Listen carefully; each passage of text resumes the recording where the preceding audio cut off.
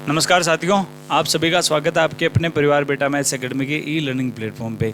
तो देखो, अपन SR Saini book का सॉल्यूशन पढ़ रहे थे और एसआर सैनी में देखो हमने क्वाड्रेटिक इक्वेशन के लास्ट क्लास तक क्वेश्चन नंबर 61 तक कंप्लीट कर लिए थे, है ना। क्वेश्चन नंबर 61 हमने देख लिया था। तो देखो, इस क्लास को स्टार्ट करेंगे अपन क्वेश्चन नंबर 62 से अपन इस क्लास को स्टार्ट करेंगे। तो देखो, आशा करता हूँ आप सभी की पढ़ाई अच्छी चल रही होगी। और एसआर सैनी बुक को देखो, अब आपने भी एसआर सैनी बुक से लगाव कर लिया होगा, क्योंकि इतने दिन तक आपको दिमाग में देखो डर लग रहा था कि एसआर सैनी बुक में क्वेश्चन कैसे होंगे, क्वेश्चन सोल्व होंगे कि नहीं होंगे। मतलब क्वेश्चन में अपन जो सोल्व करते टाइम अप्रोच लगाएंगे तब क्या लगाएंगे, क्योंकि सबसे ज़्यादा दिक्कत तभी आती है जब देखो क्वेश्चन अटेम्प्ट किया आपने, है ना, क्वेश्चन सोल्व कर रहे हो आप, तो आपसे क्वेश्चन बन नहीं रहा, आपसे क्वेश्चन सॉल्यूशन नहीं हो रहा आपसे, ठीक है, कहीं ना कहीं दिक्कत आ रही है। जब आप उसका सॉल्यूशन देखते हो ना, तब आपको ये लगता है कि अरे यार, ये क्वेश्चन तो मैं सोल्व कर ही लेता, ये क्वेश्चन नहीं हुआ, मतलब इसमें तो कुछ है ही नहीं, ये क्वेश्चन तो मैं ऐसे ही सोल्व कर लेता। फिर आप मोटिवेशन से आगे चलते हो, नेक्स्ट क्वेश्चन करके देख लेते हो, उसमें भी आप अटक जाते हो। लेकिन वो भी क्वेश्चन आपसे जब उसका सॉल्यूशन आप अगर देखते हो तो आपको यही लगता है कि ये क्वेश्चन मेरे से सोल्व क्यों नहीं हुआ, ये तो मैं आराम से कर लेता। तो उसी ये जो दिक्कत है ना, इसी दिक्कत को दूर करने के लिए हम आपके लिए ये जो सीरीज़ लेकर आ रहे हैं, ये सीरीज़ आपके लिए बहुत फ़ायदेमंद रहेगी। अगर आप इस सीरीज़ को कंटिन्यू देखोगे ना, तो आपको ये पता लगेगा कि क्वेश्चन को अटेम्प्ट अपन किस तरीके से करें, कौन सा क्वेश्चन अपन किस अप्रोच से करें, ताकि हम एग्जाम में जल्दी से जल्दी क्वेश्चन को सोल्व कर पाएँ। देखो, क्वेश्चन अटेम्प्ट करने से पहले आपके माइंड में उस क्वेश्चन के प्रति एक क्वेश्चन को देखते ही है ना, आपके माइंड में ये होना चाहिए कि इस क्वेश्चन का जो पैटर्न है ना, वो किस तरीके से बनेगा, कौन सा इसमें फॉर्मूला काम में आने वाला होगा, कौन सी अपन इसमें टेक्निक यूज में लेंगे। अब देखो, बाई ऑप्शन टेक्निक यूज में लेंगे या फिर इसको बेसिक से करेंगे। देखो, हमेशा यही जरूरी नहीं होता कि अपन हर क्वेश्चन में बाई ऑप्शन टेक्निक लगाएं, क्योंकि कुछ क्वेश्चन ऐसे होते हैं जिनको हमें बेसिक से ही करना ही ज़्यादा ईजी रहता है, और कुछ क्वेश्चन ऐसे होते हैं जिनको अपन बेसिक से ना करके बाई ऑप्शन से करें तब ज़्यादा ईजी रहता है। तो इन्हीं दोनों में आपको डिफरेंस करना है, ठीक है। अगर आप ये डिफरेंस करना सीख गए ना कि किस क्वेश्चन में हमें कौन सी अप्रोच लगानी है, तब आप एग्जाम में आपको कोई भी रोकने वाला नहीं है, आप उस एग्जाम को एकदम फोड़ गया होगे, ठीक है। तो देखो, और यही मैं आपको सिखा रहा हूँ, क्योंकि ये जो अप्रोच है ना, ये आपको 1 या 2 दिन में आपको समझ में नहीं आने वाली, और ना ही मैं ऐसा कुछ है कि आपको मैं इसकी अलग से क्लास लेकर आपको मैं सीधा ये बता दूं कि हाँ, आपको इस अप्रोच से क्वेश्चन करना है। ये अप्रोच आप तभी लगा पाओगे जब यहाँ पर आके आप डेली लगातार हमारे सेशन को लोगे, तभी आपको ये अप्रोच समझ में आएगी कि हमें क्वेश्चन को अटेम्प्ट कैसे करना है, क्वेश्चन को हमें किस अप्रोच से सोल्व करना है। तो देखो, ये तभी आपको समझ में आएगा, तभी क्लियर होगा जब आप हमारी रेगुलर क्लासेस अटेम्प्ट करोगे। तो ठीक है, ज़्यादा टाइम खराब नहीं करेंगे अपन। तो क्वेश्चन नंबर 62 से अपन इस क्लास को स्टार्ट करते हैं, जिसमें क्या गिवन आपके पास है, x² - 3x + 1 = 0 के रूट आपके पास गिवन है। कितने? अल्फा और बीटा इसके रूट है। तो हमें वह इक्वेशन निकाल के बतानी है जिसके रूट कितने होने चाहिए, ये रूट होने चाहिए। अब देखो, मैं अंतर बताने की कुछ कोशिश करता हूं, अगर आपको समझ में आए तो, कि बाई ऑप्शन से कैसे करें और बेसिक से कैसे करें, ठीक है। पहले अपन इस क्वेश्चन को बेसिक से करके देख लेते हैं, ठीक है। ज़्यादा टाइम नहीं लगेगा आपका, बस अंतर आपको समझ में आ जाएगा कि बेसिक से करने पर आपको क्या दिक्कत आएंगी और बाई ऑप्शन से करने पर आपको मतलब उसका फ़ायदा क्या होगा, ये देख लेते हैं। अगर पहले आप इसी क्वेश्चन को बेसिक से अटेम्प्ट करो तो आप क्या करोगे, ये आपके पास इक्वेशन है, ठीक है, इस इक्वेशन को आप सोल्व करोगे और क्या निकालोगे, रूट निकालोगे। वो रूट आएंगे कितने? अल्फा और बीटा। फिर यहाँ से अल्फा और बीटा वैल्यू पुट करके आप ये रूट निकालोगे और ये रूट से बनने वाली क्वाड्रेटिक इक्वेशन निकाल पाओगे। तो देखो, ये जो इक्वेशन है ये किस फॉर्म में है, x² - 3x + 1 = 0। क्या इसके आसानी से फैक्टर हो जाएंगे? क्या इसके नॉर्मली फैक्टर नहीं हो रहे, तो आप क्या करोगे, फैक्टर नहीं हो रहे तो आप क्या लगाओगे, यहाँ से श्रीधर आचार्य लगाओगे और x की वैल्यू आप निकालोगे 3 ± √b² माइनस का साइन 4ac, ये लगाया ना आपने, अपॉन में 2a किया। अब देखो, ये परफेक्ट स्क्वायर भी नहीं है, मतलब ये रूट हटेगा नहीं हमसे, तो हमसे देखो यहाँ से 2 मान आ गए अल्फा और बीटा के, प्लस लेकर अपन अल्फा मान लेंगे, माइनस लेकर अपन बीटा मान लेंगे। ये से करेंगे नहीं अपन, मैं आपको बता रहा हूँ कि जब आप बेसिक से करोगे तब आपको क्या दिक्कत आएगी। अल्फा और बीटा 2 रूट है, यहाँ से अल्फा और बीटा की वैल्यू पुट करी, -2 किया, तो बहुत लंबा ज़्यादा हो जाएगा ये क्वेश्चन। तो देखो, ये अप्रोच रहेगी आपकी बेसिक वाली। अब ये देखो, आप मैं अप्रोच लगा के बता रहा हूँ आपको, अभी मैं कौन सी बाई ऑप्शन वाली अप्रोच लगा के बता रहा हूँ, तो आप खुद ही बता देना कि क्वेश्चन को अपन कैसे अटेम्प्ट करेंगे। ठीक है, देखो बाई ऑप्शन में अपन क्या करेंगे, ये इक्वेशन है जिसके रूट कितने हैं, अल्फा और बीटा। तो देखो हमें ऐसी इक्वेशन निकाल के बतानी है जिसके रूट क्या आ रहे हैं, 1/अल्फा-2 और 1/बीटा-2।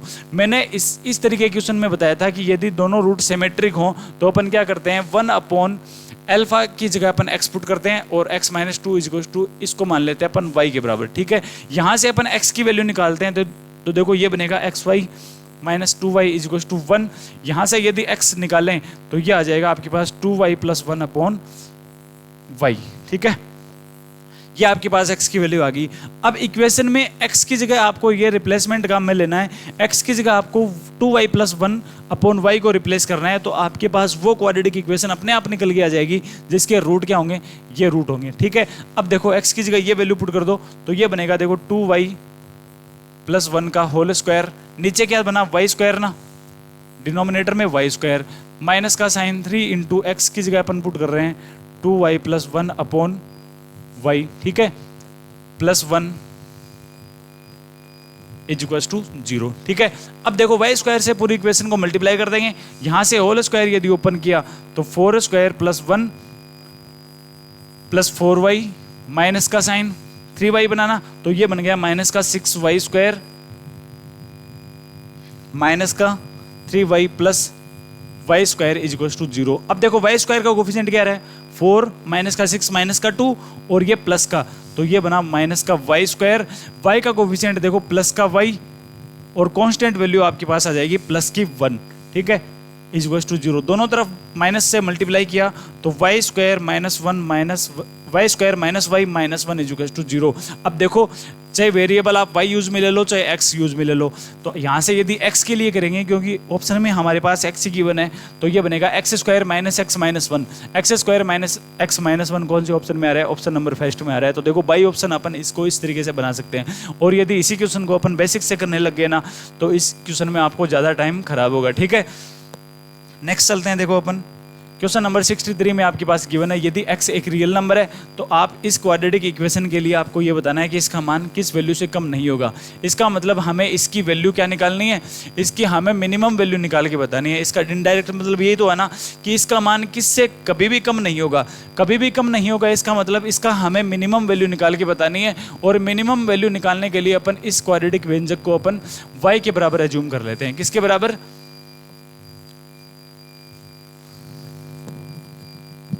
इस क्वाड्रेटिक व्यंजक को अपन y के बराबर एज्यूम कर लेंगे। तो y के बराबर एज्यूम करके अपन क्रॉस मल्टीप्लाई करेंगे तो ये बनाएगा x², x में क्वाड्रेटिक इक्वेशन। और यदि इसने हमें दिया है कि x एक रियल नंबर है, तो x यदि एक रियल नंबर है तो x से बनने वाले क्वाड्रेटिक इक्वेशन में कैपिटल D का मान क्या रहेगा, > 0 रहेगा। तो यहाँ से अपन देखो बना लेंगे इसको x² +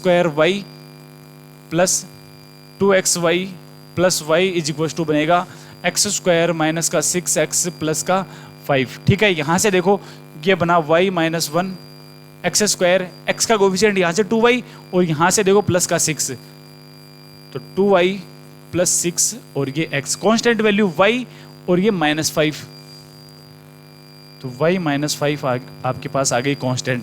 अब इसके लिए कैपिटल D क्या बनाना है, हमें > 0 बनाना है ना, तो कैपिटल D के लिए अपन 2 को कॉमन ले लेंगे और 2 का यदि स्क्वायर करेंगे तो 4 और ये बना y + 3 का होल स्क्वायर। b² फॉर्मूला होता है आपके पास b² - 4, a की वैल्यू है आपके पास y - 1, c की वैल्यू है आपके पास y - 5, तो ये मैंने पुट कर दी और ये रहेगा > 0 के। ठीक है, > 0 इसको मैंने पुट कर दिया। अब यहाँ से देखो 4 से 4 कैंसिल हो जाएगा ना,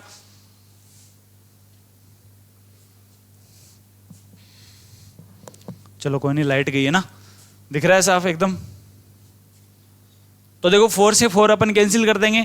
यहां से यदि अपन इसको सोल्व करेंगे तो ये बनेगा y² + 9 + 6y माइनस का साइन मल्टीप्लाई करेंगे तो ये बना y² - 6y + 5 बना, माइनस का साइन पहले से है तो y² + 6y और ये बना -5 और ये > 0। ये हमारे पास आ गया। y² से देखो y² की वैल्यू कैंसिल हो रही है, कांस्टेंट वैल्यू यहाँ से देखो आपके पास, देखो ये तो बना 12 का y और कांस्टेंट वैल्यू आपके पास आ जाएगी 9 - 5 कितना 4 ना, तो प्लस का 4 और ये ग्रेटर देन इक्वल टू 0। यहाँ से y निकाल लेंगे अपन कि जो y की वैल्यू है ये ग्रेटर देन इक्वल टू आएगी किसके, माइनस का 1/3 के। इसका मतलब जो y का मिनिमम वैल्यू है ये आपके पास कितनी आ जाएगी, -1/3। इसका मतलब अपन ये भी बोल सकते हैं कि जो अपन y मान रहे थे, y किसको मान रहे थे अपन, इसको मान रहे थे ना, कि जो y का जो मिनिमम वैल्यू है ये कितनी रहेगी, -1/3 इसकी मिनिमम वैल्यू रहेगी। ठीक है, तो इसमें कौन सा ऑप्शन सही हो जाएगा, -1/3 इसमें राइट आंसर हो जाएगा। कौन से ऑप्शन में है, ऑप्शन नंबर फर्स्ट में आपके पास गिवन है। ठीक है, नेक्स्ट चलते हैं। देखो रमेश और महेश, देखो एक क्वाड्रेटिक इक्वेशन का हल करते हैं। ठीक है, रमेश और महेश दो व्यक्ति हैं जो एक क्वाड्रेटिक इक्वेशन को सोल्व कर रहे हैं। तो इसने दिया है हमें कि रमेश इसके अचर पद को गलत पढ़कर हल करता है। जो रमेश है ये क्या गलती करता है, इसमें जो कांस्टेंट वैल्यू है ये देखो अपन क्वाड्रेटिक इक्वेशन मानते हैं ax² plus bx plus c is equal to 0 की फॉर्मेशन में अपन ये क्वाड्रेटिक इक्वेशन मानते हैं। ठीक है, यदि रमेश इसका सॉल्यूशन कर रहा है तो वो क्या गलती कर रहा है कि इसमें जो कांस्टेंट वैल्यू है ये इसको गलत पढ़ रहा है। ठीक है, कांस्टेंट वैल्यू क्या है, इसमें c कांस्टेंट वैल्यू है। ठीक है, जब रमेश देखो करेगा इसको, यहाँ पर अपन लिख देते हैं रमेश के लिए r, तो रमेश क्या गलती कर रहा है, इसके जो कांस्टेंट वैल्यू है इसको गलत पढ़ रहा है। तो देखो इसकी गलत पढ़कर जो रूट बना रहा है वो कितने बना रहा है, 8 और 2 रूट इसके बना रहा है। यदि ये कांस्टेंट वैल्यू को गलत पढ़ रहा है तो क्या अपन ये तो मान सकते हैं ना कि ये x² का कोफिशिएंट और x का कोफिशिएंट को तो सही पढ़ रहा है ना। इसने सिर्फ यही दिया है कि ये कांस्टेंट वैल्यू को गलत पढ़ रहा है, इसलिए अपन ये मानकर चलेंगे कि ये जो रमेश है ये x² का कोफिशिएंट इसने सही पढ़ा होगा और x का कोफिशिएंट भी इसने सही पढ़ा होगा, ये अपन मान के चलते हैं।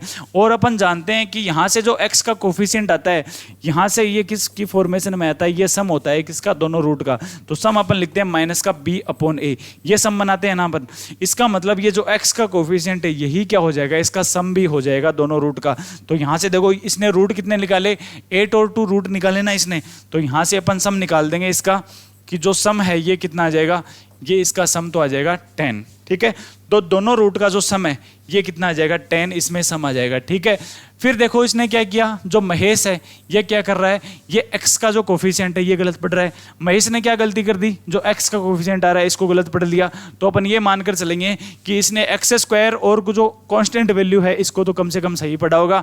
और यहाँ से जो वैल्यू आती है c/a, यही क्या होता है, प्रोडक्ट होता है कि इनका दोनों रूट का। तो यहाँ से हमारे पास प्रोडक्ट आ जाएगा। तो प्रोडक्ट तो ये इसने सही किया होगा, क्योंकि अपन सम निकालेंगे तो ये तो कांस्टेंट इसने गलत पढ़ा है तो ये तो गलत होगा, यहाँ से तो निकालने से फायदा है नहीं कोई। तो अपन क्या करेंगे, जो सही पढ़ा है ना उसने वहाँ से निकालेंगे और वहाँ से हमें क्या निकलेगा, प्रोडक्ट हमारे पास निकलता आएगा। तो देखो प्रोडक्ट इन दोनों का कितना हो रहा है, 11 और -1 का प्रोडक्ट कितना आएगा, ये आ जाएगा -11 प्रोडक्ट आ गया। अब देखो हमारे पास क्वाड्रेटिक इक्वेशन का सम भी है प्रोडक्ट भी है, तो क्या अपन क्वाड्रेटिक इक्वेशन निकाल पाएंगे क्या। फॉर्मूला होता है देखो x² माइनस का 10x और माइनस का 11 इज इक्वल टू 0। ये हमारे पास देखो क्वाड्रेटिक इक्वेशन आ गई, क्योंकि यहाँ से देखो माइनस का साइन ही तो लगाते हैं अपन, minus into sum x plus product. अब देखो प्रोडक्ट क्या है, माइनस का है, तो यहाँ से मैंने माइनस का 11 लिख दिया। अब इसके हमें रूट निकाल के बताने हैं, तो देखो इसके रूट कितने आ जाएंगे, x² माइनस का 11x plus x minus 11 is equal to 0। यहाँ से देखो x को कॉमन लिया तो x माइनस 11 और ये बन गया। देखो सीधा ही लिख देते हैं अपन इसको, इसके रूट बन जाएंगे x माइनस 11 और x प्लस 1, इसके क्या बन गए, रूट। तो यहाँ से देखो रूट आ जाएंगे 11 और -1। 11 और -1 कौन से में आ रहे हैं, ऑप्शन नंबर 3 में आ रहे हैं। ठीक है, तो थर्ड ऑप्शन क्या हो जाएगा, इसका राइट आंसर हो जाएगा। नेक्स्ट चलते हैं, देखो अपन नेक्स्ट क्वेश्चन में चलते हैं। देखो p व q वास्तविक संख्या इसने दिए, p और q दो नंबर दिए जो कि क्या है, रियल नंबर हैं, तथा 2 + 3 आयोटा इक्वेशन इसके रूट हैं। ठीक है, अब देखो मैंने बताया था, मैंने बेसिक्स में आपको ये प्रॉपर्टी बताई थी कि जो क्वाड्रेटिक इक्वेशन के रूट हैं यदि ये पेयर में आए, पेयर में आने से क्या मतलब है, पेयर में आने के लिए मैंने 2 कंडीशन आपको बताई थी कि यदि इरेशनल रूट में आए, एक तो रूट क्या बने आपके पास, इरेशनल रूट यदि आए आपके पास, और इरेशनल रूट किस फॉर्म में आना चाहिए, ये यदि आपके पास a प्लस रूट भी आ रहा है, एक रूट आपके पास यदि a प्लस रूट भी आ रहा है तो दूसरा रूट कन्फर्म ही कितना होगा, ये आपको सोल्व करने की जरूरत भी नहीं है। तो दूसरा रूट आप सीधा इसको कर देना कि दूसरा रूट a माइनस रूट भी होगा। ठीक है, यदि एक रूट a प्लस रूट भी आ रहा है तो दूसरा रूट कन्फर्म ही a माइनस रूट भी हो जाएगा। इसका अपन कन्वर्सली भी देख सकते हैं कि यदि आपके पास एक रूट a माइनस रूट भी आ रहा है तो दूसरा रूट आप कन्फर्म ही a प्लस रूट भी कर देना। ठीक है, इसी तरीके से यदि आपके पास कॉम्प्लेक्स नंबर में रूट आए, ठीक है। कॉम्प्लेक्स नंबर में किस तरीके से, यदि एक रूट आपके पास a प्लस आयोटा b आए ना, तो दूसरा रूट आप कन्फर्म ही इसका कॉन्जुगेट लेके a माइनस आयोटा b कर देना। इसी को अपन कन्वर्सली भी देख सकते हैं, यदि एक रूट आपके पास a माइनस आयोटा b आए तो दूसरा रूट आप कन्फर्म ही कितना बता दोगे, दूसरा रूट इसका कॉन्जुगेट लेकर बता देंगे, जो कि कितना आएगा a plus iota root b, sorry a plus iota b इसका दूसरा रूट निकलते आ जाएगा। अब देखो इसने हमें रूट दे दिए कितना, 2 प्लस 3 आयोटा रूट दे दिया, क्या ये कॉम्प्लेक्स नंबर में ही तो है, तो एक रूट तो हमें दे दिया इसने कितना 2 प्लस 3 आयोटा। क्या इसको देखकर अपन दूसरा रूट निकाल पाएंगे क्या, तो दूसरा रूट बन जाएगा इसका इसी का कॉन्जुगेट, जो कि कितना आएगा 2 माइनस 3 आयोटा इसका कॉन्जुगेट आ जाएगा। दोनों रूट हैं हमारे पास, दोनों रूट से बनने वाली प्रॉपर्टी लगा देंगे तो हमें किसकी वैल्यू पता लग जाएगी, पी और क्यू की वैल्यू हमें पता लग जाएगी। ठीक है, पी व क्यू क्या आ रहे हैं इसमें, कोफिशिएंट इनके आ रहे हैं, एक्स का कोफिशिएंट तो पी है, कांस्टेंट वैल्यू क्यू है। ठीक है, यहां से देखो अपन यदि दोनों रूट का सम निकालें, यदि दोनों रूट का सम निकालेंगे ना तो इमेजिनरी वैल्यू कैंसिल, तो क्या आएगा 4 आया ना, 4 किसके बराबर है, ये तो है माइनस का p के बराबर, तो p की वैल्यू कितनी आ जाएगी आपके पास माइनस का 4। यदि अपन दोनों का मल्टीप्लाई निकालें तो दोनों का मल्टीप्लाई क्या बनेगा, यहां से 2 का स्क्वायर 4 माइनस का साइन 3 आयोटा का होल स्क्वायर करेंगे तो ये बना प्लस का 9, प्लस का 9 बन गया, और ये किसके बराबर आ रहा है, ये q के ही बराबर आ रहा है, मतलब q की वैल्यू कितनी आ जाएगी 13, p आपके पास माइनस का 4 आ रहा है, कौन सा ऑप्शन ये दे रहा है वैल्यू, हमें ऑप्शन नंबर सेकंड दे रहा है। ठीक है, इजी सा क्वेश्चन है, कोई दिक्कत नहीं आनी चाहिए इसमें। ठीक है, नेक्स्ट चलते हैं अपन, यदि x square minus 2x plus sine square alpha is equal to 0 है ना, तो हमें दिया है कि x का इंटरवल किस इंटरवल में बिलोंग करेगा। ठीक है, सीधा सा हमें क्वाड्रेटिक इक्वेशन दी है, जो कि हमें किसके बराबर दे दी, इसने 0 के बराबर हमने क्वाड्रेटिक इक्वेशन दे दी, तो हमें ये निकाल के बताना है कि जो x है ये किस इंटरवल में बिलोंग करेगा। यदि ये इक्वेशन सेटिस्फाई हो रही है तो क्या अपन x निकाल पाएंगे कि यहाँ से x अपन निकाल सकते हैं किस फॉर्मूले से, श्रीधराचार्य फॉर्मूले से अपन x की वैल्यू निकाल पाएंगे, जो कि कितने आ जाएगी माइनस का b plus minus root of b square minus का साइन 4 a की वैल्यू 1 है। ठीक है, और c की वैल्यू है आपके पास साइन स्क्वायर एल्फा। ठीक है, अपॉन 2a, ये मैंने x की वैल्यू निकाल ली। यहां से देखो x कितना बनेगा 2 प्लस माइनस, यहां से 4 को कॉमन लेके रूट से बाहर ले लेंगे तो ये बना 2 में ही, और ये बना 1 माइनस साइन स्क्वायर एल्फा, वो क्या बन जाएगा कोस स्क्वायर एल्फा, रूट हटा देंगे यहां से तो देखो अपन इसको सीधा ही बना देंगे कि ये तो क्या बन गया, ये बन गया 2 कोस एल्फा अपॉन 2। यहां से 2 को कॉमन भी ले लेंगे तो x की वैल्यू कितनी आ जाएगी, ये आ जाएगी 1 plus minus cos alpha. x की वैल्यू कितनी आ गई 1 प्लस माइनस कोस एल्फा आ गई। क्या अपन 1 प्लस माइनस कोस एल्फा का इंटरवल निकाल सकते हैं क्या, क्योंकि हमें क्या पूछा है इसने, x का इंटरवल पूछा है, और x हमने बराबर निकाल लिया किसके 1 प्लस माइनस कोस एल्फा की। तो अपन यदि 1 प्लस माइनस कोस एल्फा का इंटरवल यदि अपन निकाल लिया तो हमें x का इंटरवल भी पता लग जाएगा। तो देखो 1 प्लस माइनस कोस एल्फा का इंटरवल हमें निकालना है, ये हमें निकालने के लिए हम क्या जानते हैं, हम तो कोस एल्फा का इंटरवल जानते हैं, सिर्फ जो हम जानते हैं उसी को लिखेंगे। हम कोस एल्फा का इंटरवल जानते हैं जो कि कितना होता है, ये इंटरवल तो -1 और +1 के बीच में बिलोंग करता है, मतलब जो कोस एल्फा की वैल्यू है ये -1 और +1 के बीच में बिलोंग करती है। हमें तो सिर्फ यही पता है, तो हमें निकालना क्या है 1 प्लस माइनस कोस एल्फा का निकालना है। तो एक बार तो अपन क्या कर देंगे, इसमें 1 को ऐड कर देंगे। ठीक है, तो हमें क्या पता लग जाएगा 1 प्लस कोस एल्फा का पता लग जाएगा, 1 माइनस कोस एल्फा का अपन बाद में देखेंगे। ठीक है, 1 प्लस कोस एल्फा का कितना आ जाएगा, 1 को पूरी इनइक्वालिटी में ऐड किया तो यहां से 0 less than equal to 1 plus cos alpha less than equal to 2। क्या इसको अपन x लिख सकते हैं क्या, ये तो कितना है, ये तो x ही तो है, क्योंकि x की वैल्यू हमें क्या आ रही है, x की वैल्यू हमारे पास 1 प्लस माइनस कोस एल्फा आ रही है, तो x की एक तो वैल्यू है ये है, तो इसका मतलब जो x का एक इंटरवल तो कितना आ जाएगा यहाँ से 0 से 2। लेकिन हमारे पास तो 1 प्लस के लिए है, माइनस के लिए भी हमें निकालना पड़ेगा। तो देखो हम क्या करेंगे, 1 माइनस कोस एल्फा का निकाल लेंगे ना, तो लेकिन कोस एल्फा का हमारे पास यहाँ से, तो हमें यहाँ से देखो कोस एल्फा को माइनस के साइन में बनाना पड़ेगा, तो पूरी इक्वेशन को अपन -1 से मल्टीप्लाई करेंगे।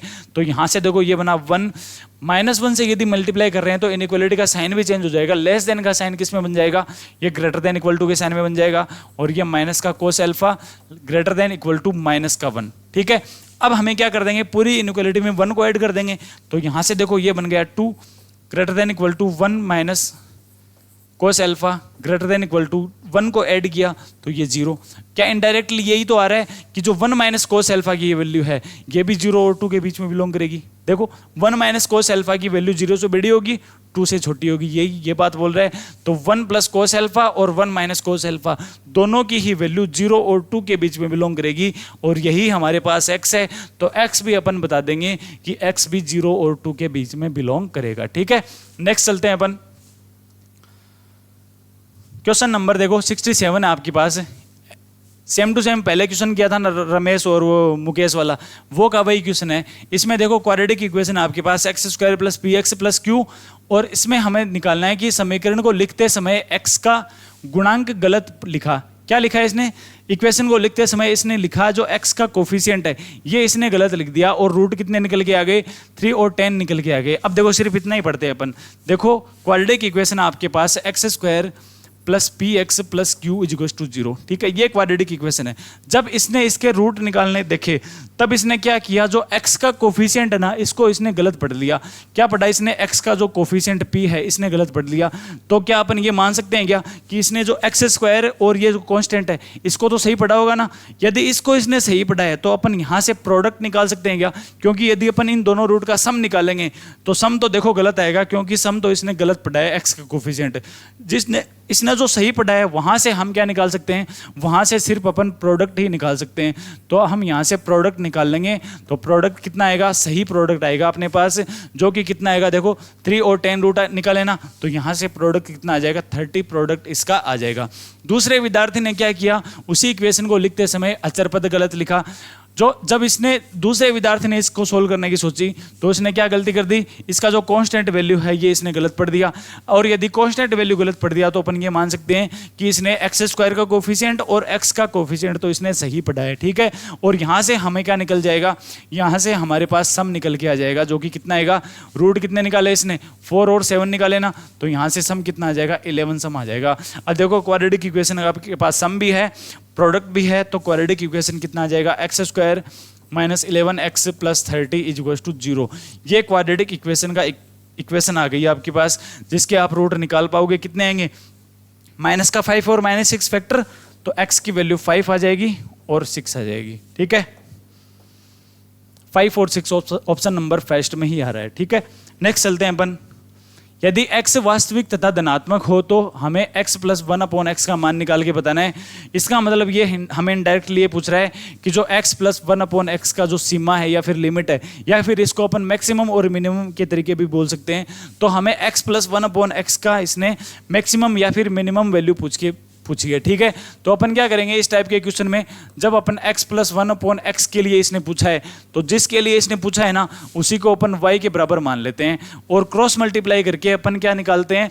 x के अंदर क्वाड्रेटिक इक्वेशन बनाते हैं। इसको क्यों निकालते हैं? क्योंकि इसने हमें दिया है कि x क्या है? रियल नंबर है, और हम जानते हैं यदि x रियल नंबर है तो x से बनने वाला क्वाड्रेटिक इक्वेशन के लिए कैपिटल D का मान क्या रहेगा? ग्रेटर देन इक्वल टू 0 रहेगा। तो देखो यहाँ से एलसीएम लेंगे तो ये बना x square plus 1 upon x is equal to y. यदि क्रॉस मल्टीप्लाई किया तो x square plus 1 is equal to x y. यहाँ से x square minus x y plus 1 is equal to 0। ये देखो x में क्वाड्रेटिक इक्वेशन है।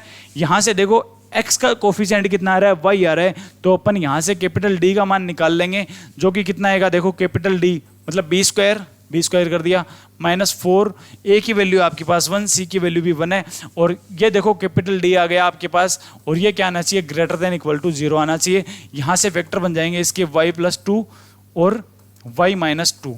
ठीक है, ये ग्रेटर देन इक्वल टू 0। अब ये इनइक्वालिटी अपन बहुत बार सोल्व कर चुके हैं। यदि ग्रेटर देन इक्वल टू का साइन हो तो देखो जो y की वैल्यू है ये -2 और 2 के बीच में बिलोंग ना करके -2 से तो लेस देन होगी और 2 से ग्रेटर देन होगी। ठीक है, तो यहाँ से देखो हमने निकाल लिया जो y की वैल्यू है ये -2 से तो लेस देन, और y की वैल्यू ग्रेटर देन होगी किससे? 2 से बड़ी होगी। तो हमें देखो यहाँ से किस तरीके से आंसर होगा?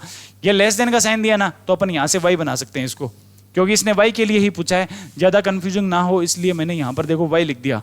ठीक है, गलत नहीं है, ये क्वेश्चन सही है, लेकिन इसको समझने के लिए मैंने यहाँ पर y लिख दिया। अब ये देखो कौन सा इंटरवल में देखो कौन सा ऑप्शन राइट आंसर हो रहा है? y लेस देन 2 है क्या? y तो लेस देन -2 है तो ऑप्शन नंबर फर्स्ट नहीं होगा। y लेस देन 1, 1 तो होगा ही नहीं। y less than equal to 2 है क्या? y less than equal to 2 नहीं है, y तो ग्रेटर देन इक्वल टू 2 है, तो y greater than equal to 2 option number fourth में आ रहा है, तो फोर्थ ऑप्शन क्या हो जाएगा? इसका राइट आंसर हो जाएगा। ठीक है, नेक्स्ट चलते हैं अपन। देखो क्वेश्चन नंबर 69 में क्या गिवन है, ये देखो क्वाड्रेटिक इक्वेशन है जिसके रूट कितने हैं? अल्फा और बीटा। ठीक है, फिर सेकंड दिया इसने, ये अलग से क्वाड्रेटिक इक्वेशन दे दी और इसके रूट हमें दे दिए कुछ अलग दे दिए, तो हमें ये मान निकाल के बताना है। ठीक है, अब कुछ नहीं करना है इसमें, बहुत इजी क्वेश्चन है ये। जिस तरीके से इसने क्वाड्रेटिक इक्वेशन दिया ना, वहां से देखो इसने रूट दिए हमें, देखो रूट को देखने से कुछ पता चल रहा है कि आपको पहली क्वाड्रेटिक इक्वेशन के इसने रूट दे दिए अल्फा और बीटा, दूसरी क्वाड्रेटिक इक्वेशन के रूट दिए इसने अल्फा प्लस डेल्टा और बीटा प्लस डेल्टा। इसका मतलब दोनों ही रूट में इसने क्या किया? एक समान संख्या जिसने इसको डेल्टा माना है और डेल्टा क्या कर दिया इसने? दोनों रूट में ऐड कर दिया। तो यहां से देखो अपन पहली क्वाड्रेटिक इक्वेशन के लिए अपन जो इनका अंतर निकालेंगे दोनों रूट का, वो कितना आएगा? Alpha minus beta. और दूसरी क्वाड्रेटिक इक्वेशन से यदि दोनों रूट का अंतर निकालें तो वो भी कितना आ जाएगा? अल्फा माइनस बीटा ही आएगा ना, क्योंकि यहाँ से बीटा प्लस डेल्टा में से यदि अपन अल्फा माइनस ये माइनस करेंगे तो डेल्टा से डेल्टा कैंसिल, और ये कितना आ जाएगा? देखो बीटा माइनस अल्फा, या फिर इसको अल्फा माइनस बीटा, यदि इसमें से ये माइनस करते तो अल्फा माइनस बीटा ही तो आता ना। तो यहाँ से देखो दोनों क्वाड्रेटिक इक्वेशन में जो रूट का अंतर है वो समान आ रहा है, तो अपन अल्फा माइनस बीटा वाली प्रॉपर्टी यहाँ से अप्लाई करेंगे। तो देखो पहली क्वाड्रेटिक इक्वेशन से अल्फा माइनस बीटा कितना बन रहा है? पहले क्वाड्रेटिक इक्वेशन से पूछ रहा हूं मैं, अल्फा माइनस बीटा कितना आएगा? और अल्फा माइनस बीटा के लिए प्रॉपर्टी जानते हैं आपके पास कितनी होती है? Root of B square minus 4ac upon A के बराबर होता है। यहां से बी स्क्वायर कितना बनेगा? 4b स्क्वायर, माइनस का साइन 4ac कितना बनेगा? ये 4ac ही बनेगा। ठीक है, अपॉन ए की वैल्यू कितनी है यहाँ से? एक्स स्क्वायर का कोफिशिएंट है ना, तो ये तो ए ही आपके पास। ठीक है, पहली क्वाड्रेटिक इक्वेशन के लिए हमने अल्फा माइनस बीटा निकाल लिया। क्या दूसरी क्वाड्रेटिक इक्वेशन के लिए जो रूट का अंतर आएगा वो इसी के बराबर आएगा ना, तो इसी के बराबर मैंने लिख दिया दूसरी क्वाड्रेटिक इक्वेशन से आने वाला रूट का अंतर, जो कि यहाँ से कितना आएगा? फॉर्मूला हमें पता है, फॉर्मूला होता है root of B square minus 4ac। यहाँ से देखो बी स्क्वायर क्या बना? 4 कैपिटल बी स्क्वायर माइनस का साइन 4 कैपिटल ए और capital C upon capital A. ठीक है, दोनों तरफ यदि अपन स्क्वायर कर दें तो रूट से रूट कैंसिल, और ये 4 से भी 4 कैंसिल हो जाएगा। तो देखो ये बना बी स्क्वायर माइनस का AC, B square minus AC upon A square is equal to आ जाएगा कैपिटल बी स्क्वायर माइनस का capital A capital C upon capital A का स्क्वायर। हमें मान किसका चाहिए? हमें मान ये चाहिए ना, तो इसको अपन इधर ले आएंगे, इसको इधर ले आएंगे, तो आंसर कितना आ जाएगा? Small A upon capital A का होल स्क्वायर। ठीक है, small A upon capital A का होल स्क्वायर कौन से ऑप्शन में आ रहा है आपके पास? ऑप्शन नंबर 3 में आ रहा है, तो ये क्या हो जाएगा? इसका राइट आंसर हो जाएगा। देखो नेक्स्ट चलते हैं। ये इक्वेशन है हमारे पास कि b minus C x square plus C minus A x plus A minus B is equal to 0 के जो रूट है ये क्या है? क्या दे दिए इसने? रूट हमें समान दे दिए। देखो ऐसा क्वेश्चन हमने पहले भी कर लिया था, इसने रूट हमें समान दिए, तो रूट समान किस कंडीशन में होंगे? रूट समान होने की कंडीशन अपन यहाँ से लगा देंगे, लेकिन उससे पहले अपन ये देखेंगे कि जो एक्स स्क्वायर का कोफिशिएंट, एक्स का कोफिशिएंट और जो कांस्टेंट वैल्यू है, क्या ये तीनों का सम 0 तो नहीं आ रहा है क्या? तो अपन ऐड करके देख लेंगे यहाँ से। देखो b माइनस सी, देखो b minus C plus x का कोफिशिएंट लिया मैंने c minus A plus constant value ली मैंने a माइनस बी। क्या इनका सम 0 आ रहा है क्या? तो यहां से देखो इनका सम 0 ही आ रहा है। देखो b से b कैंसिल, c से c कैंसिल और a से a कैंसिल होने के बाद में सम 0 ही आ रहा है। और यदि इनका कोफिशिएंट का सम यदि 0 आता है तो हमें पता है कि रूट क्या होंगे इसके? रूट एक तो होगा 1 और एक रूट होगा इसका कितना? c अपॉन ए। यहाँ से c हम ले रहे हैं a माइनस बी और a की वैल्यू ले रहे हैं अपन b माइनस सी। इसके साथ साथ इसने दिया है हमें कि जो रूट है ये समान है, लेकिन हमने रूट तो ये निकालने हैं, तो यदि ये रूट समान है तो इन दोनों के बीच में हमने देखो इक्वल का साइन लगा दिया। ठीक है, इक्वल का साइन लगाने के बाद में देखो इसको सोल्व करना आसान हो जाएगा। a माइनस बी बराबर किसके आ जाएगा? b माइनस सी के। यहाँ से देखो 2b बराबर आ जाएगा a प्लस सी। अब देखो लास्ट क्लास में हमने चर्चा करी थी कि यदि a b c 3 real number समांतर श्रेणी या फिर अर्थमेटिकल प्रोग्रेशन में हो, ठीक है, ABC 3 नंबर यदि अर्थमेटिकल प्रोग्रेशन में हो तो अपन इसको 2b plus A 2b is equal to a plus C formation में अपन इनको लिख सकते हैं। ठीक है, तो यहाँ से देखो आंसर तो आपको पता लग जाए कि 2b two B is to A plus C की फॉर्म में लिखने पर आंसर क्या होगा, अर्थमेटिकल प्रोग्रेशन इसका राइट आंसर हो जाएगा। लेकिन इसके साथ साथ मैं आपको रिकॉल करा देता हूं कि यदि ए बी सी को अपन हार्मोनिक प्रोग्रेशन में हो, ए बी सी यदि तीनों हार्मोनिक प्रोग्रेशन में हो, तब इनको लिखते हैं अपन 2/b is equals to 1/a plus 1/c के बराबर। और यदि ए बी सी तीनों नंबर ज्योमेट्रिकल प्रोग्रेशन में हो, तब इनको लिखते हैं अपन b² is equals to a into C. अब ये देखो हमने चीजें रिकॉल कर ली। ठीक है, आज की क्लास में अपन इतना ही पढ़ेंगे क्योंकि अभी लाइट भी नहीं आ रही है। तो देखो आज की क्लास में इतना ही करेंगे, नेक्स्ट क्वेश्चन करेंगे अपनी नेक्स्ट क्लास में। तब तक के लिए धन्यवाद। अगर आपको इस क्लास में थोड़ी बहुत दिक्कत हुई होगी तो आप मैनेज कर लेना, क्योंकि ज़्यादा दिक्कत तो नहीं हुई, साफ दिख रहा है एकदम। फिर भी आप मैनेज कर लेना क्योंकि लाइट का थोड़ा इश्यू आ रहा है आज। तो देखो आज की क्लास में इतना ही क्वेश्चन करेंगे, अगले क्वेश्चन करेंगे अपनी नेक्स्ट क्लास में। ठीक है, तब तक के लिए धन्यवाद।